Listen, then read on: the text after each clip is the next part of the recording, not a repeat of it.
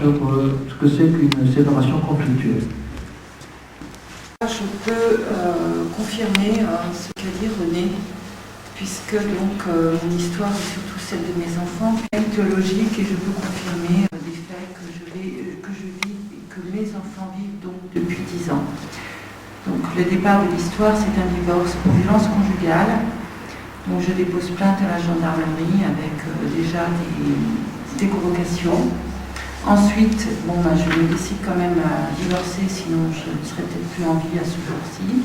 Donc je vois un avocat, et comme il y a du pénal, puisqu'il y a eu des violences, j'ai été convoquée par l'association d'aide aux victimes, Narabem. Donc tout ceci, ce sont des convocations par la justice.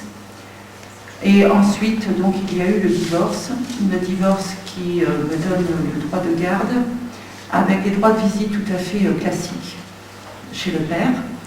Et le père devait contribuer à la pension alimentaire. Donc le conflit commence financièrement. Donc le notaire refuse de faire la liquidation du régime matrimonial, ainsi que donc j'ai acheté un appartement lors de mon divorce et mon titre de propriété est recelé.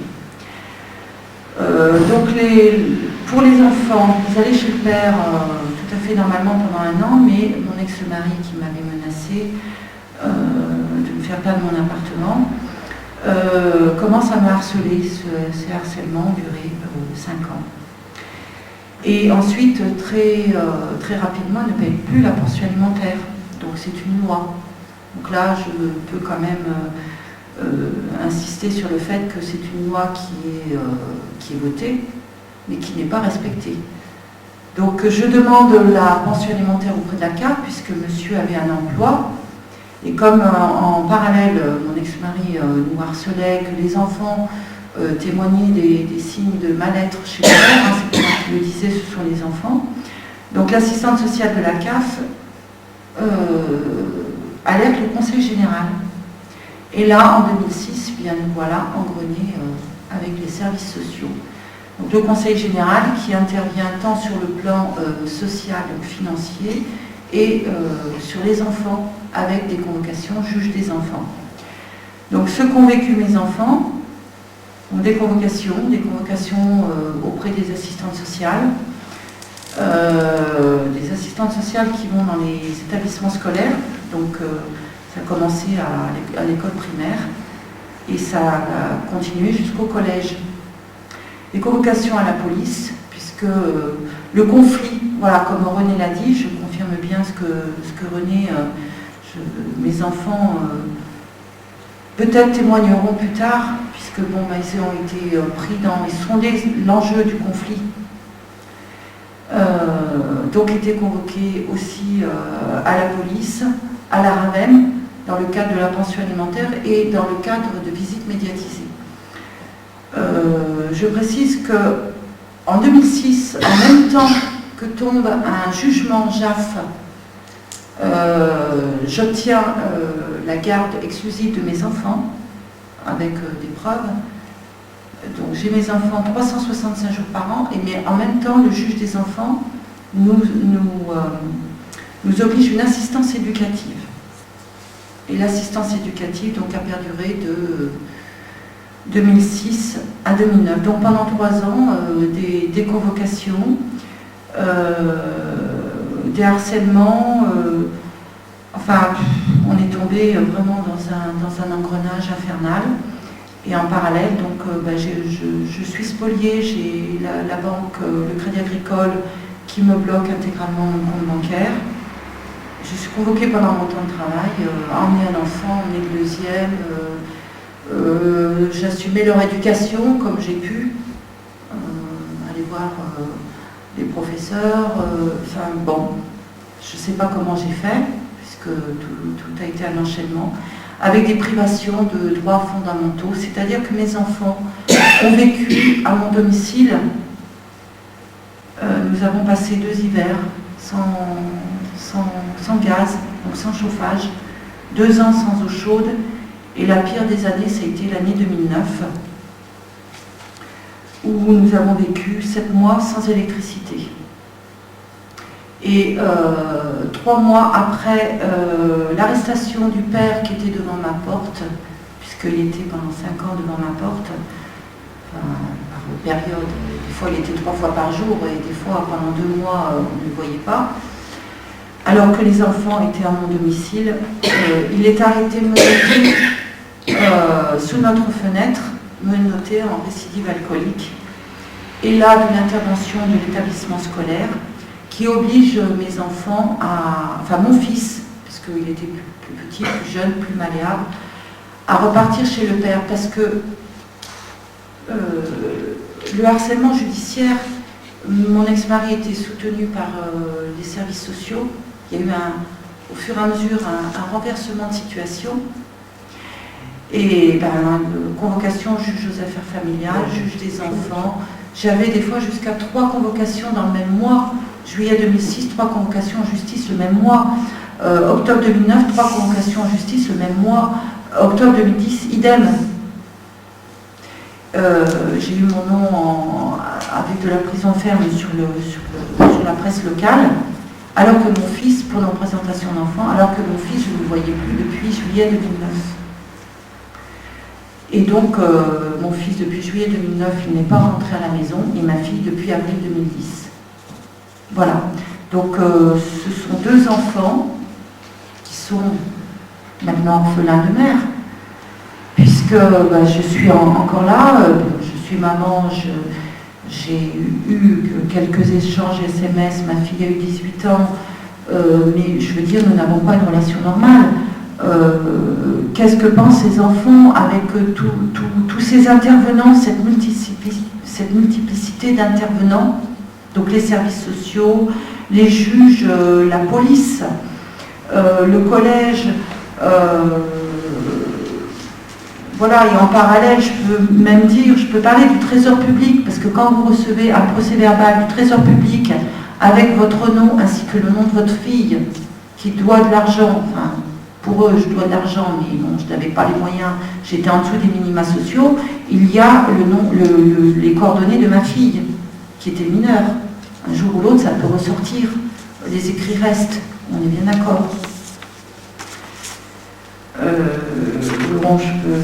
Donc la complexité judiciaire, donc ce sont aussi les avocats, jusqu'à ce qu'aucun avocat me défende. Donc les derniers jugements, donc je n'ai plus d'autorité parentale, mais je suis condamnée à payer une pension alimentaire, alors que je n'ai pas de revenus, et que le père n'a pas payé la sienne, alors qu'il avait des revenus supérieurs aux miens. Voilà, donc le rôle des enfants, l'otage, l'enfant otage, aujourd'hui. Mes 2 enfants, j'en reviens à René, pour me saisir mon appartement, ce que mon ex-mari m'avait prémédité avant le divorce, de 8 février 2004. Je te ferai perdre ton appartement. On m'a saisi mes meubles au mois de mai, mes meubles, tout ce qu'il y avait au salon. Je n'ai pas de télévision, je n'ai pas d'ordinateur, je n'ai pas de téléphonie. On m'a saisi mon canapé et les meubles de famille de mes grands-parents, de mon arrière-grand-mère. Et je vis dans la peur.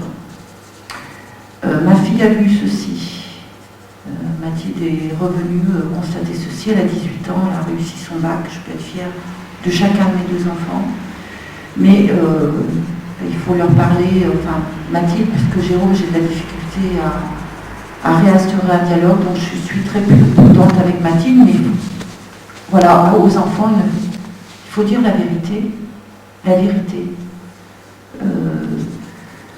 Moi, j'ai dit à ma fille, je suis allée avec elle pour les résultats de son baccalauréat, qu'elle a reçu, donc avec mention, elle a eu 20 en maths, j'en suis fière. Je n'ai rien à te cacher, je peux marcher la tête haute. Il y a des choses que tu devras savoir, mais bon, il faut y aller tout doucement parce qu'ils ont été manipulés par tout ce système. Qu'est-ce qu'ils pensent? Qu'est-ce qu'ils pensent au quotidien, le soir quand ils s'endorment? Voilà, comment vont-ils grandir? Ils seront adultes aussi. Voilà, moi, ce sont les questions que je me pose. Voilà, ce sont des questions, et bon, j'ai assisté à la conférence à Lyon au mois d'avril sur l'aliénation parentale avec leurs séquelles. Aujourd'hui, ils sont encore pris en charge, on va dire, on est obligé de leur donner à manger, mais un jour ou l'autre, ils vont être livrés à eux-mêmes avec un emploi ou la difficulté de trouver un emploi, de se prendre en charge. Donc je pense que c'est au fur et à mesure qu'ils avanceront, qu'ils seront livrés à eux-mêmes, que les choses se remettront en place. Et comme ils ont été témoins de certains faits quand même relativement graves à mon domicile, avec moi, j'ai peur quand même, moi en qualité de maman responsable, avec tout l'amour que j'ai pour mes enfants et qui est réciproque, parce qu'on ressent ce qu'un enfant, ce que son enfant ressent pour sa maman. J'ai eu des mots sur Facebook, quand on a obligé mes enfants à partir, je suis restée l'année 2010, enfin, je dis jeune parce que ça devrait être l'inverse. En 2010, mes enfants étaient interdits de me voir.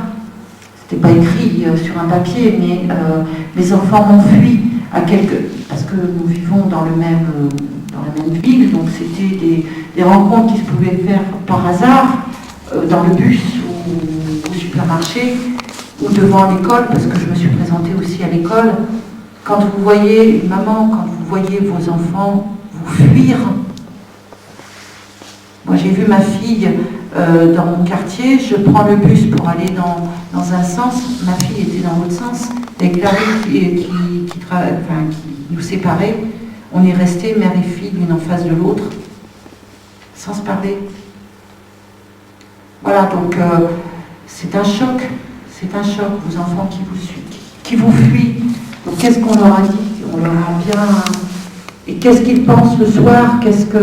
Et quelques temps plus tard, moi j'ai eu des mots, des découvertes sur Facebook, via Facebook, surtout de ma fille. Bon, chacun de mes enfants, de ma fille ou de mon fils réagissent différemment. Et j'ai eu des appels, j'ai des écrits de ma fille.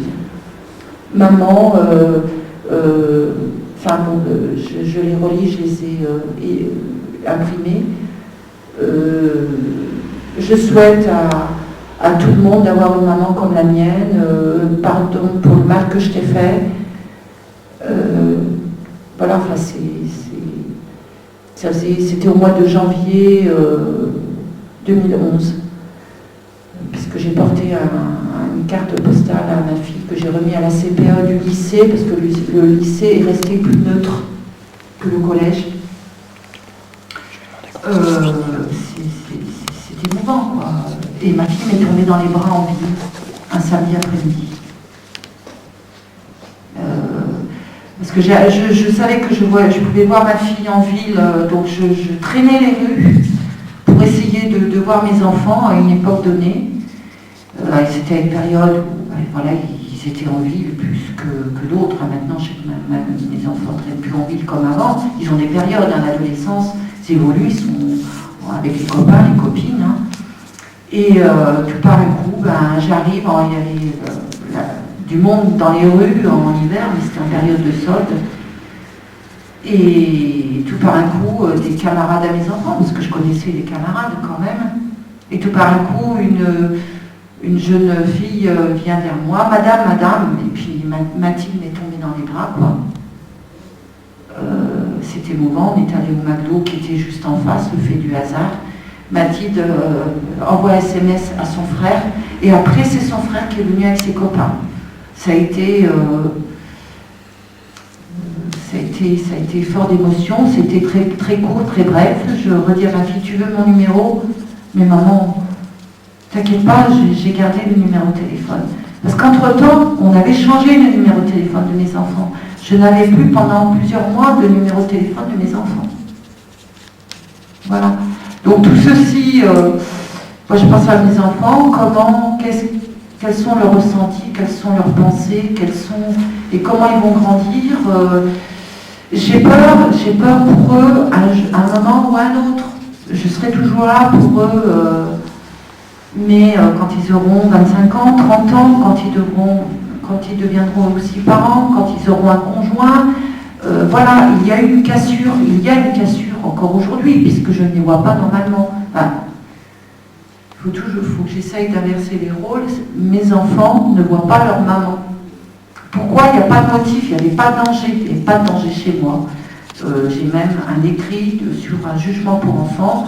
En 2007, ça faisait 1 an qu'ils étaient chez moi. Tout va bien, Mathilde, tout va bien, hein, bon je résume, et tout va bien pour Jérôme, aussi bien à l'école qu'à la maison. Voilà, ça c'est un écrit d'un juge, sans greffier, mais c'est un écrit. Et voilà où on en est aujourd'hui. Voilà.